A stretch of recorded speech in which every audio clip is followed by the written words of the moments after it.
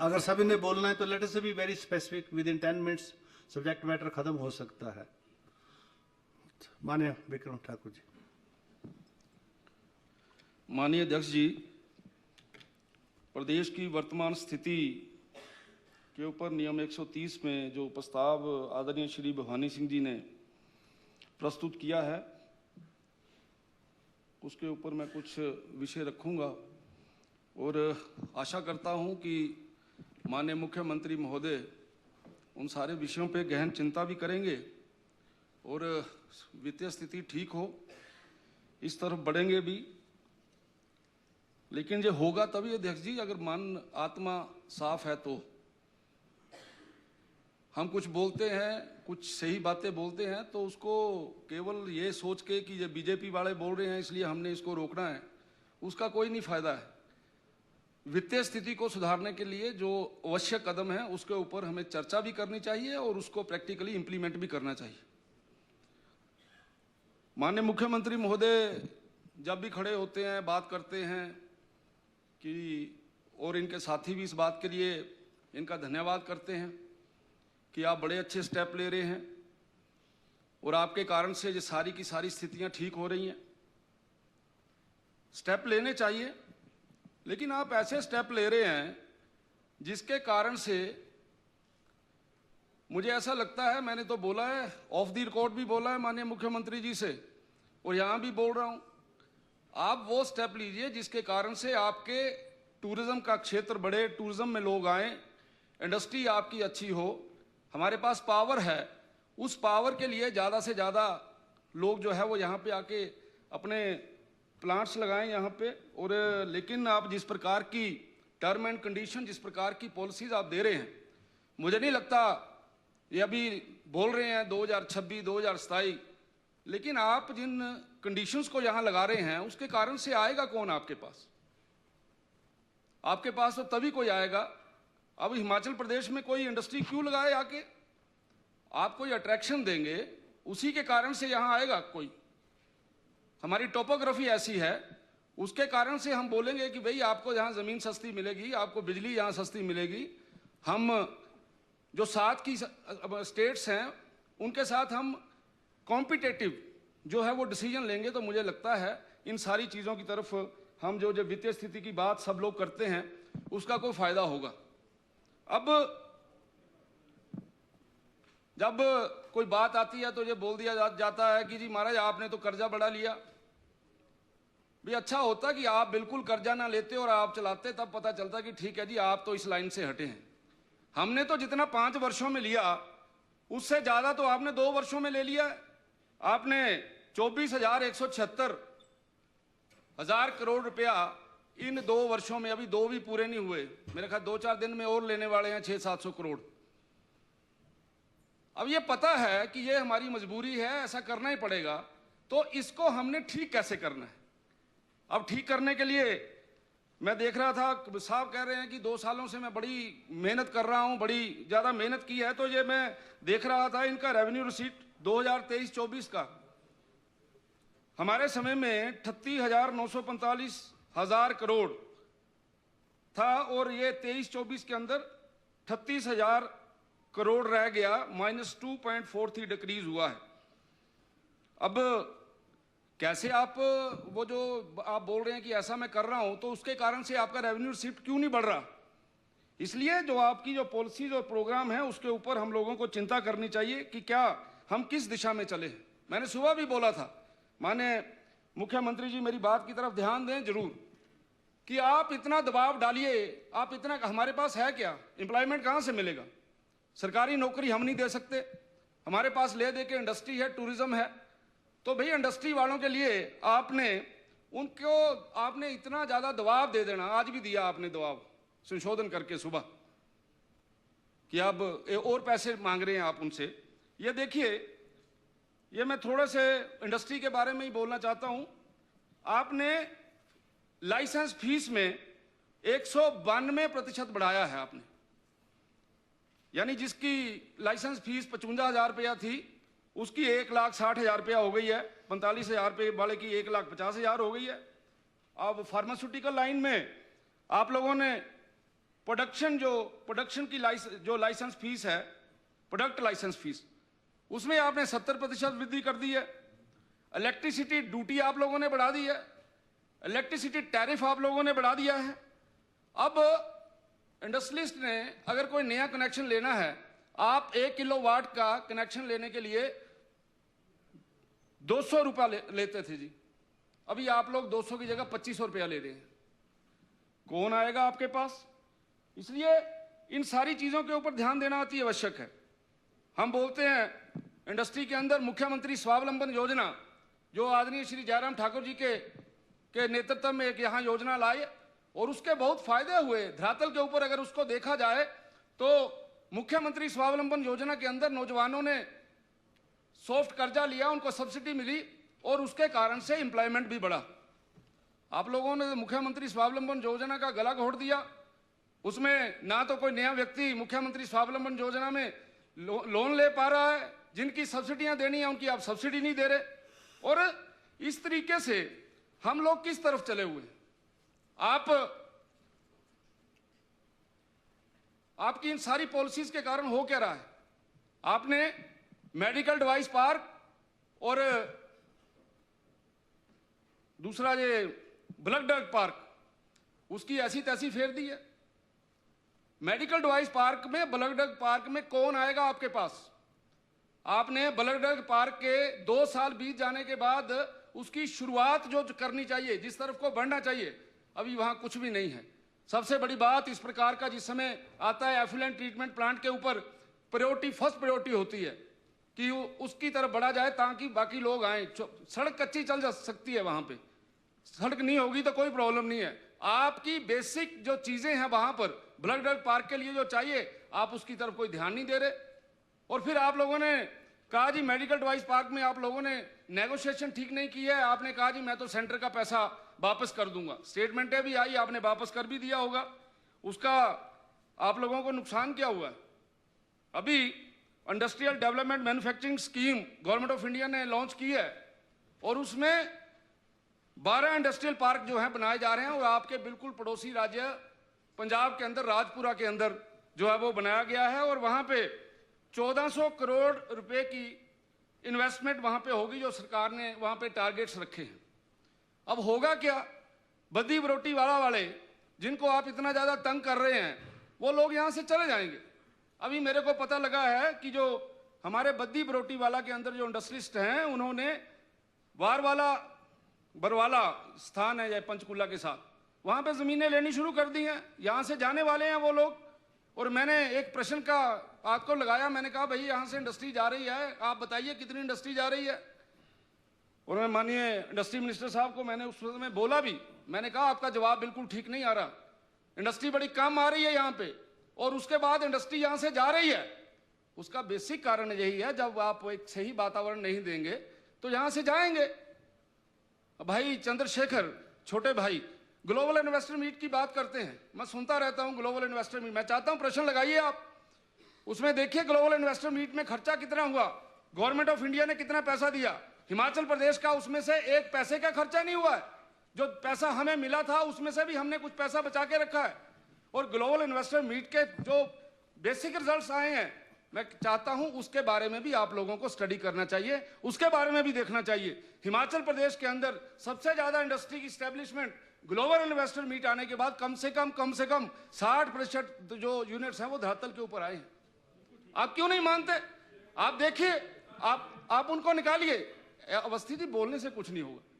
आप fact and figure के साथ आइए। और फैक्ट मैं बता रहा हूं, 60% तो मैं बता रहा हूं, 60% मैं बता रहा हूं। प्लीज और ये प्लीज नो इंटरप्शन प्लीज। और यहां से बड़े बड़े यूनिट जा रहे हैं और बड़े बड़े यूनिट्स ने अपनी जो प्रोडक्शन है उस प्रोडक्शन को मिनिमम पर ले गए हैं और बाकी की सारी प्रोडक्शन साथ के प्रदेशों से हो रही है। जब तक आप इसी प्रकार से टोका टोकी और इसी प्रकार से सत्य बात को नहीं मानेंगे, हालात कोई ज्यादा अच्छे होने वाले नहीं है। इसलिए इसके ऊपर आप लोगों को ध्यान देना चाहिए।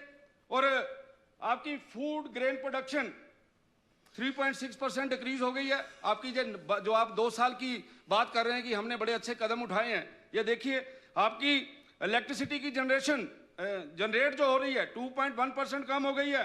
जीडीपी ग्रोथ रेट बीजेपी के समय में 13.6 था, अभी आपका 8.2 पे आ गया है। जा कहां रहे हैं हम लोग? हम केवल और केवल छोटे लोगों के ऊपर प्रेशर बना रहे हैं। और मैं बार बार कहता हूं, हिमाचल प्रदेश को अपने पैरों पे खड़ा होने के लिए आपको इंडस्ट्रियल सेक्टर को स्ट्रॉन्ग करना ही है, पावर सेक्टर को आपको स्ट्रॉन्ग करना ही है। आपको टूरिज्म के अंदर नए नए प्रकार के नियम, हल्के नियम लेकर जहां पे ज्यादा से ज्यादा उसको प्रोत्साहित करना है, लेकिन इस तरफ तो कोई काम नहीं हो रहा। और इन विषयों के ऊपर कई बार हम कोई बात बोलते हैं, आपको अच्छी नहीं लगती, लेकिन सच्चाई है। आपके मन के अंदर अगर ऐसा है कि हमने इसको ठीक करना है, पैरों पे खड़े करना है, तो लो ना कठोर जो आपको कदम उठाने चाहिए। बार बार इधर से बोलते हैं, उधर से टोका जाता है। चीफ पार्लियामेंट्री सेक्रेटरीज के बारे में बार बार बात होती है, चेयरमैन वाइस चेयरमैन के बारे में बार बार बात होती है। फिर ये कहा जाता है कि आपके जमाने में ये चीजें थी, हमारे जमाने में जो चीजें थी तो हमने कभी कर्मचारियों की तनख्वाह 1 से 5 तारीख को नहीं की। अगर हमारे जमाने में जो सारी चीजें थी तो हमने कभी यहां खड़े होकर वित्तीय हालत ठीक नहीं है ऐसा रोना नहीं रोया। इसलिए इसलिए इसलिए हम लोगों को जो कठोर कदम उठाने पड़ेंगे। पिछली सरकार के समय में मान लीजिए कोई गलत डिसीजन लिए हैं, कोई पॉलिसी गलत बनी है, हमने कोई गलत डिसीजन लिया है, रिव्यू करिए ना। कौन इनकार कर रहा है? कोई इनकार नहीं कर रहा। आपने उसको ठीक करना है, उसके लिए हम आप लोगों के साथ हैं। लेकिन आप लोग जहां से 5 पैसे बचाते हो और लाख रुपया खर्च करते हो, ये कैसे आपका ठीक होगा? आपने ये जो सारी चीजें हैं इनके ऊपर ध्यान देना होगा। अब हमारा वित्तीय ठीक हो, भाई आपका ठीक होगा सारे का सारा। आपने बहुत बड़ा डिसीजन ले लिया, अभी आपने माइनिंग पॉलिसी के अंदर कई प्रकार की अमेंडमेंट कर दी, लेकिन क्रशर लगाएगा कौन आपके? आप रोज तो उनसे पैसे बढ़ाई जा रहे हो, बिजली की दरें बढ़ाई जा रहे हो, सेस लगाई जा रहे हो, कौन आएगा आपके पास? और जो यहां पर हैं, जो यहां पे माइनिंग करते हैं, उनकी हालत क्या है आपको बड़े अच्छे तरीके से पता है। आपकी पार्टी के बड़े नेता, आपकी पार्टी के विधायकों के इलीगल माइनिंग में टिप्पर पकड़े जा रहे हैं। और तो कोई बात नहीं, पकड़ेंगे तो हमने कौन सा इनकार करें? पकड़े तो पकड़ो, आप पकड़िए। यानी जो आज हो रहा है वो गलत ठीक हो रहा है, आज जो हो रहा है वो ठीक हो रहा है। अगर आपके राज में हमारे टिप्पर पकड़े जा रहे हैं, कौन रोक रहा है आपको? कभी हमने फोन किया आपको, इंडस्ट्री मिनिस्टर को बोला है कि हमारा इलीगल टिप्पर किसी का पकड़ा गया तो उसको करिए? लेकिन शर्म आनी चाहिए हम लोगों को। हमारे चीफ पार्लियामेंट्री सेक्रेटरी के लेवल के जो टिप्पर हैं उनको पकड़ा जा रहा है। और आपके उसके ऊपर अभी पता लगा है, अखबारों में पढ़ रहे हैं कि इतनी ज्यादा इलीगल माइनिंग हो गई है और उसके ऊपर आप लोगों को बहुत बड़ा जुर्माना जो है वो गवर्नमेंट ऑफ इंडिया ने लगाया है। ये सच्चाई है या नहीं है, इसके बारे में भी स्पष्ट करें। लेकिन अगर आप इन सारी चीजों को ठीक नहीं करेंगे, अगर ठीक नहीं करेंगे तो कुछ ठीक नहीं होना। माननीय मुख्यमंत्री महोदय, बैंकों के अंदर क्या हो रहा है? अब बैंकों के अंदर अब वन टाइम सेटलमेंट का समय खत्म हो गया। उस वन टाइम सेटलमेंट के समय के खत्म होने के बाद भी आप लोग उसी काम में लगे हुए हैं। और आप लोग वन टाइम सेटलमेंट कैसे कर रहे हैं? जिस व्यक्ति के पास असेट्स हैं, जिस व्यक्ति ने कुछ चीजें आपको गिरवी वहां पे रखी हैं, सारी की सारी चीजें हैं, उसके बावजूद भी वन टाइम सेटलमेंट हो रहा है। ऐसा क्यों है? अगर आप लोग इन चीजों की तरफ ध्यान नहीं देंगे तो कोई बहुत ज्यादा अच्छा इसका हमें कोई बोलिए कि इसके बड़े अच्छे रिजल्ट आएंगे, रिजल्ट नहीं आएंगे। आपके आईपीएच इतने, हम जब ईमानदारी से काम करेंगे तो बिजनेस वालों को आपके एक्शन को नहीं उठाना पड़ेगा। आपके बग्गी के बड़ा बड़ा स्ट्रॉन्ग शब्द बोल दिया, चलो निकाल दो जी, स्ट्रॉन्ग तो चलो निकाल दो। अनियमितताएं, वो ताजी ताजी खिचड़ी खाई है, बोला गया होगा कुछ, कोई नहीं, काट दो, कोई बात नहीं। अनियमितताएं लिख दिया जी, आपका शब्द अनियमितताएं कर दिया। कर दो, बदल दो, आपको तो हक है, जो मर्जी करें सर। और बड़ा स्ट्रांग है, आज लास्ट डे के लिए स्ट्रांग है। अच्छा, पानी डाल लो, पानी डाल लो, पानी डालो, स्ट्रॉन्ग। तो डाइल्यूट कर दिया ताकि आराम से जाए अंदर। मैं तो ये जो विषय मैं बोल रहा हूं, आपके आईपीएच विभाग के अंदर कल एक बात आई कि अभी एक ही डिवीजन की बात आई है सर, कि एक ही डिवीजन के अंदर प्रोवाइडिंग एंड फिक्सिंग 1 करोड़ से ज़्यादा हो गई। आपने कहा बड़ा अच्छा स्टेप लिया आपने कहा मैं सारी पेमेंट्स रोक दूंगा। आपके ध्यान में एक विषय आ गया, यहाँ के किसी विधायक ने उठकर बोल दिया, लेकिन क्या यह सच्चाई नहीं है कि पूरे हिमाचल प्रदेश के अंदर इस प्रकार से हो रहा है? हिमाचल प्रदेश के अंदर अंडर द टेबल सारे के सारे टेंडर लग रहे हैं। और इतना बड़ा, मैंने तो एक बात आपसे रखी है, मुझे धन्यवाद करना है माननीय उप मुख्यमंत्री जी का कि अगर इनके ध्यान में कोई विषय लाया है तो उसके ऊपर एक्शन भी करते हैं।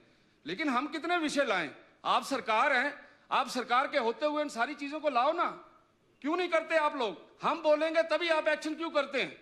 आप लोगों को अगर सचमुच में वित्तीय स्थिति को ठीक करना है तो इन सारे विषयों के ऊपर आपको ध्यान देना चाहिए, इन सारे विषयों के ऊपर चिंतन करना चाहिए, ताकि हम जो आईपीएच है, पीडब्ल्यूडी है, इलेक्ट्रिसिटी बोर्ड है और इवन रेवेन्यू डिपार्टमेंट, इन सभी विभागों के अंदर जो चल रहा है, इन सारी चीजों को मुझे ऐसा लगता है बिल्कुल ठीक करना चाहिए।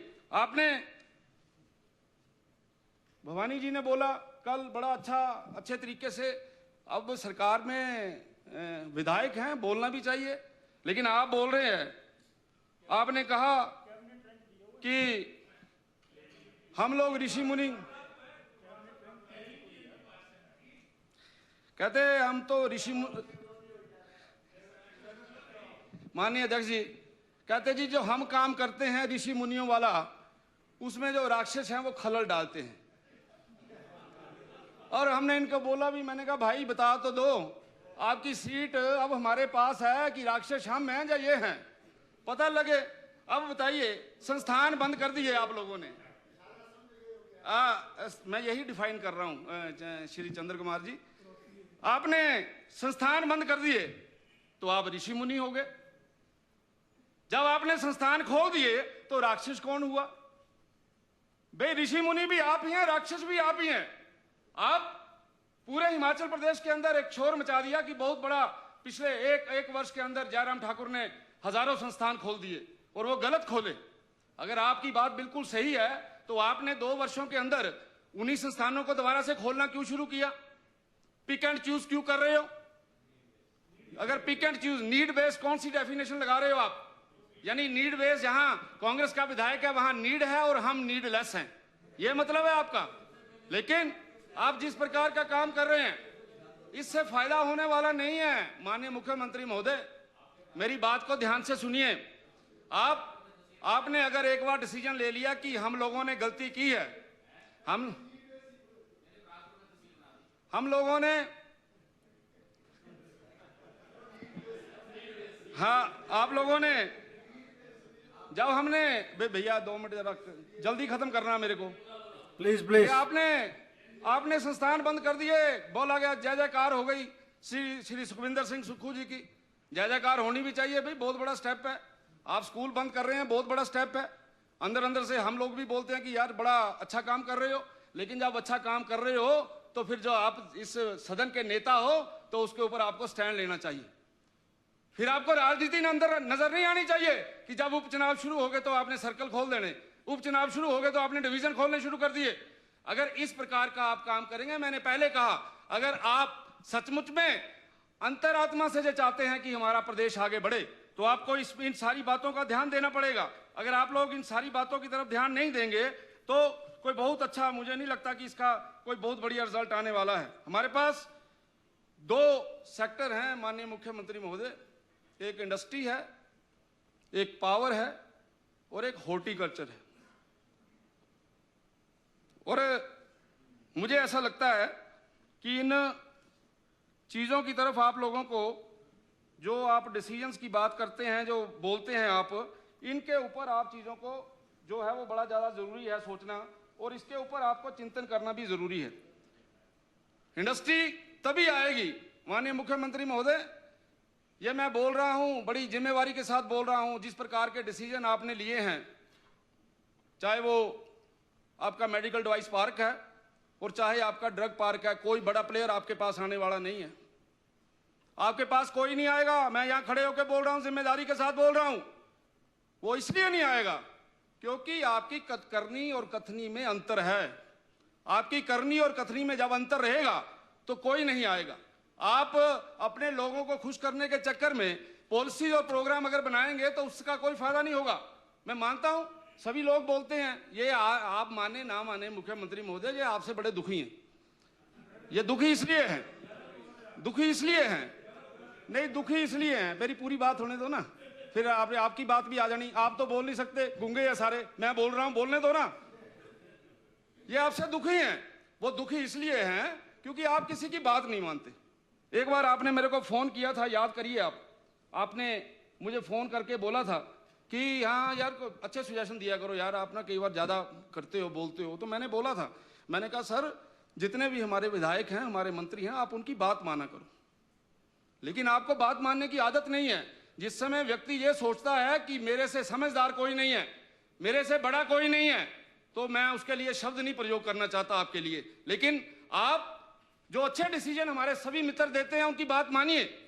वो मानी जा रहे, वो बेचारे रोई जा रहे हैं, इंडस्ट्री मिनिस्टर आप ऐसा करो, आप ऐसा करो, आप उसको कहते चल चल अपनी सीट पे, यहाँ कोई बात करने की जरूरत नहीं। यानी ऐसा वातावरण बना है। पहली सरकार ऐसी देखी है जिसमें, यानी माननीय मुख्यमंत्री जी ये याद रखना आप मेरी बात, क्योंकि पता को बड़े लंबे समय तक हम यहाँ पे कोई गेम खेलने वाले नहीं हैं, जो पता नहीं छोटी गेमें होती हैं। इतिहास लिखा जाएगा हिमाचल प्रदेश का, उस समय सभी का वर्णन आएगा, तो आपका जो वर्णन है कोई बड़ा अच्छा आने वाला नहीं है। कि यहाँ आके बड़े भेष थपथपाते हैं जब माननीय मुख्यमंत्री जी कहते हैं 2027 में आत्मनिर्भर, कहाँ की आत्मा, कहाँ का आत्मनिर्भर। आप जिस तरीके से चले हैं, मुझे लगता है हिमाचल के बारे में, आप रोज टेलीविजन देखा करो शाम को, उसमें देखो हमारी क्या हालत है, क्या कुछ बोलते हैं लोग हमारे बारे में। इसलिए अगर कोई नैरेटिव बन रहा है तो उसके बारे में चिंतन करना अति आवश्यक है। जो नैरेटिव बन रहा है उसके बारे में सोचना चाहिए। अगर एलओपी साहब या हमारे लोग या उधर के लोग कोई आपको चार चीजें अच्छी बोलते हैं तो उसके ऊपर चिंतन करना चाहिए। और अगर आप इसी प्रकार से अड़े रहेंगे, आप किसी की बात नहीं मानेंगे, तो मुझे लगता नहीं है कि इसमें को बहुत ज्यादा अच्छा निकले। मैंने आपको इसमें बोला है कि अब कई बार भाई सोचेंगे पता नहीं हमारे एंटी बोल रहा है, मैं वैसे सजेशन दे रहा हूं, समझना चाहिए उसको। मेरे पास सेब के बाग हैं और मेरे को वहां से 50 करोड़ रुपया बचता है, मिलता है। मैं एग्रीकल्चर में आता हूं, इसलिए कोई बात नहीं है। लेकिन उसके बाद आपने वो उस पैसे से यहाँ होटल खरीदे हैं, उस होटल को आपने लीज पे पंजाब के लोगों को दिया है। बनाओ ना कोई कायदा कि जो हमारे व्यक्ति ने पंजाब के लोगों को लीज दिया है, लगाओ ना उस पर जो लगाना है आपने, उसके ऊपर पॉलिसी बनाओ ना, ताकि आपको चार पैसे आए बड़े ढंग से। लेकिन आपने ये चीजें नहीं सोचनी। आपने क्या सोचनी है, गरीब को कैसे मारना है, इंडस्ट्रीज को कैसे भगाना है। जो लोग यहाँ पे काम करने के लिए आए हैं, जो अपने पैरों पे खड़ा हो सकते हैं इंडस्ट्री के कारण से, उनके बारे में आपका चिंतन बिल्कुल नहीं है। इसलिए मैं आपसे यही निवेदन करते हुए कि आपका जिस प्रकार से आप रिफॉर्म्स कर रहे हैं, उसके कारण से आने वाले समय में ना तो यहाँ कोई इंडस्ट्री आएगी, और जो बातें आप बोल रहे हैं ये मैंने उसका भी हक ले लूंगा, मैं ये भी कर लूंगा, बड़ी अच्छी बात है।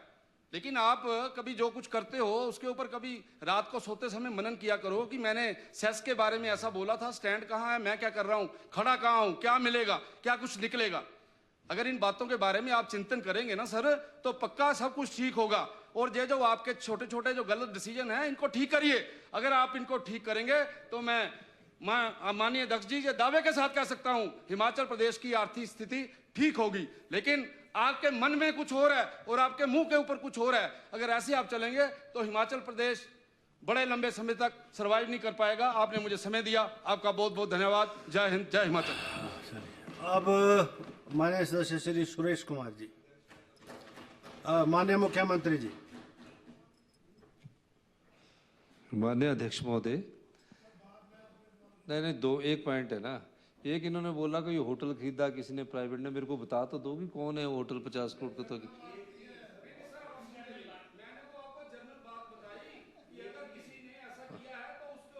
अच्छा जनरल बात ठीक है अच्छा, स्वीपिंग स्टेटमेंट ठीक है, चलिए।